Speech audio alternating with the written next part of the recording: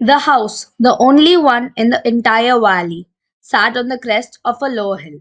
From this height, one could see the river and the field of ripe corn dotted with flowers that always promised a good harvest. The only thing that the earth needed was a downpour or at least a shower. Throughout the morning, Lencho, who knew his fields intimately, had done nothing else but see the sky towards the northeast. Now we are really gonna get some water, women. The woman who was preparing supper replied, Yes, God willing. The older boys were working in the field while the smaller ones were playing near the house until the woman called to them all, Come for dinner. It was during the meal that, just as Lencho had predicted, big drops of rain began to fall. In the northeast, huge mountains of clouds could be seen approaching. The air was fresh and sweet. The man went out for no other reason than to have the pleasure of feeling rain on his body. And when he returned, he exclaimed, These aren't raindrops falling from the sky, they are new coins. The big drops are 10-cent pieces and the little ones are fives. With a satisfied expression, he regarded the field of ripe corn and with its flowers draped in a curtain of rain. But suddenly, a strong wind began to blow along with the rainy with the rain. Very large hailstones began to fall. These truly did resemble new silver coins.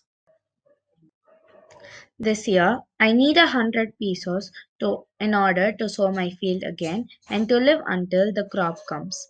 Because the hailstorm He wrote to God on the envelope, put the letter inside, and still troubled, went to town.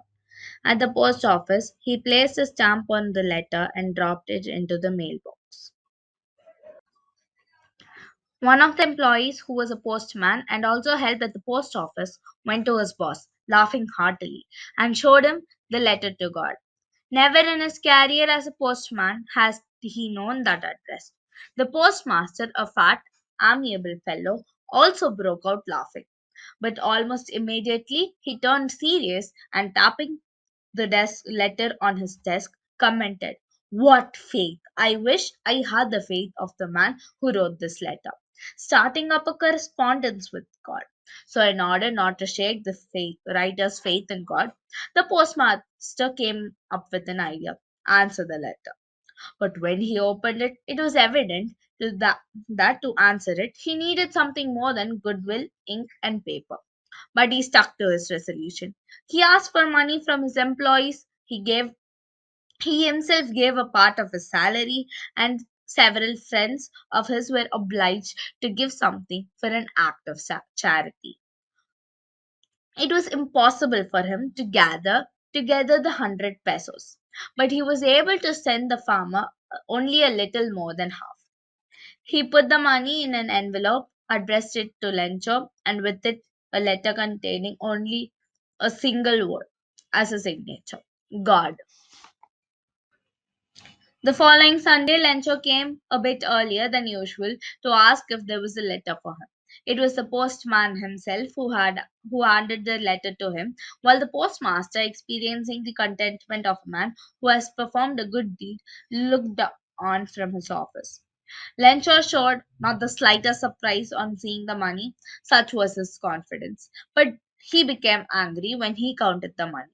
God could not have made a mistake, nor could he have denied Lencho what he had requested. Immediately, Lencho went up to the window to ask for paper and ink.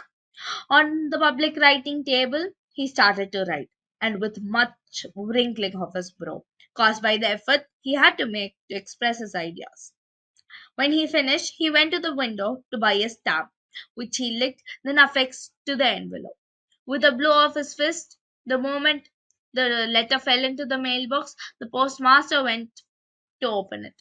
It said, God, of the money that I asked, only 70 pesos has reached me. Send me the rest since I need it very much.